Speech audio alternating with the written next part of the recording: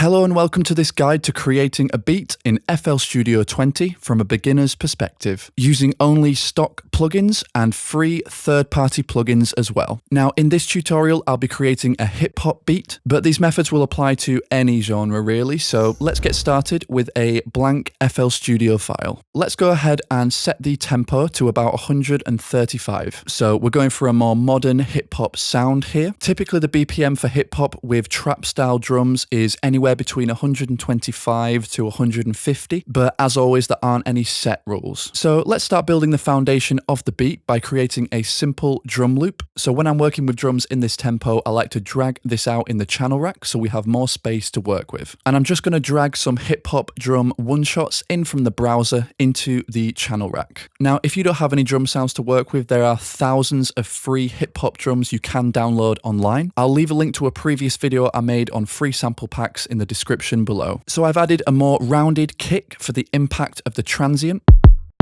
and a kick with more of a thud to add a bit of texture to the overall kick. I'm also adding a snare, a clap, a couple of percussion sounds, and 2 hi-hats as well. And I'm going to rename and color them all, so it makes it a little bit easier to see what I'm doing as I go along. Now we can just sequence out a hip-hop drum pattern like this. By the way, I'm doing this as I go along, so this might not be the best beat ever, but we'll see what happens. So here's the drum loop.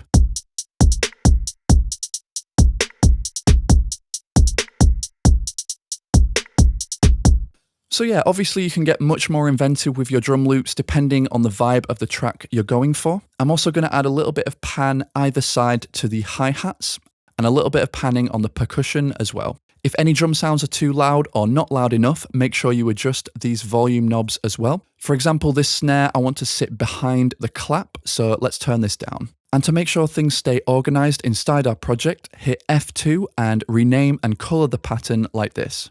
So now we can just sequence out 4 instances of this pattern over here in the playlist. And again, keeping things organized, let's right-click the track and hit Auto Name. For me, the next step is usually adding 808s to get a feel for the intensity of the track. But as always, there are no rules. I imagine a lot of producers would add a synth at this point or something like that. So I'm just going to find an 808 sound in the browser that I like.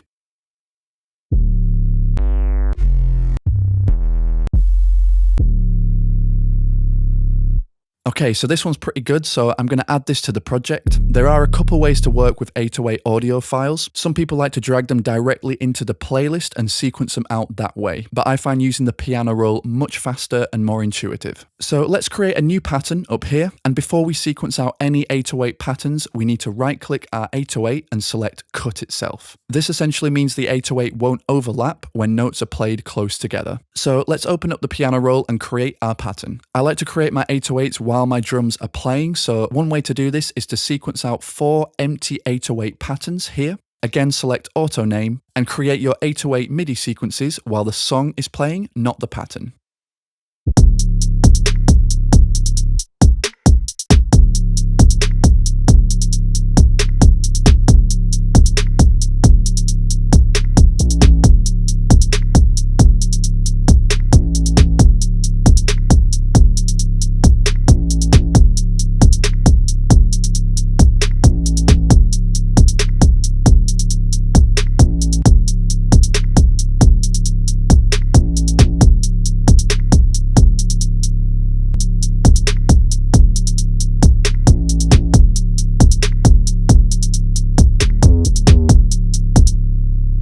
Okay, so we now have our drums and our 808. Make sure you add some variation as well to bars 2 and 4 by right-clicking and making unique patterns. Then changing the snare patterns or the hi-hat patterns or anything you want to add a little bit of variation to the loop. I'm also going to add an automation clip so that this 808 bass fades a little bit quicker as the tail is a little bit long at the moment, and we can just sequence out that clip as well.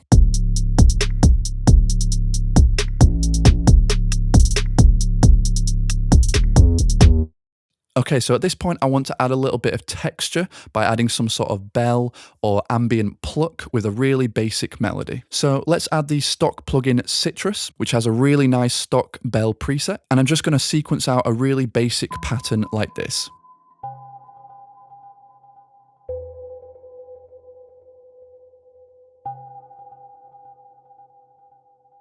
Now, I do want to add some effects to this sound, so we can send it to the mixer, and let's add parametric EQ too. I'm going to add a high pass filter to remove any low end ringing and to make room for other sounds in this low end region. Then we can slightly boost at 1K and 10K. Again, this is all personal taste. You can add whatever EQ treatment you like here. I'm also going to add some wide reverb after the EQ. It's important here to add reverb after the EQ so that the low end is already cut before the reverb is added. So let's make this reverb pretty wide and add a decent amount of wet signal, and I want a nice amount of decay time too.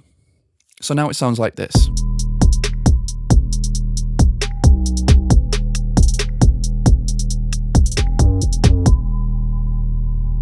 So at this point, I want to add in the main instrumental element of the track. So this is where your individual creativity will come in. So we could add another citrus sound or another synth, a piano, or even an instrumental loop from a sample pack. But I think I'm going to add an acoustic guitar sound and manipulate it a little bit as well. So I'm going to add the free plugin classic guitar, and we've got some really nice presets down here actually.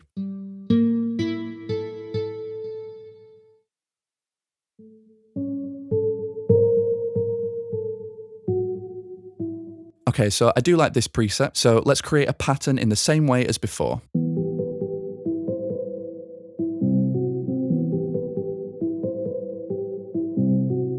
Now, something I usually do to add a little bit of high-end presence to a sound, as this one is a little bit muffled at the moment, is go to Patterns and click Quick Render as Audio Clip. Then we can copy in this guitar sequence as an audio clip over the MIDI pattern and pitch it up an octave.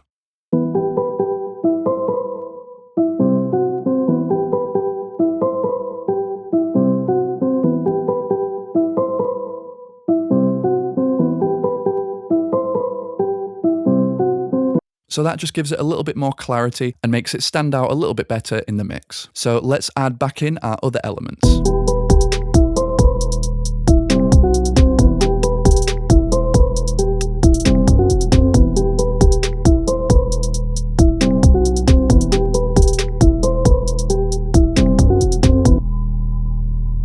Now to finish off this loop, I'm going to add in some impact effects as audio files and some more hi-hat variation as well.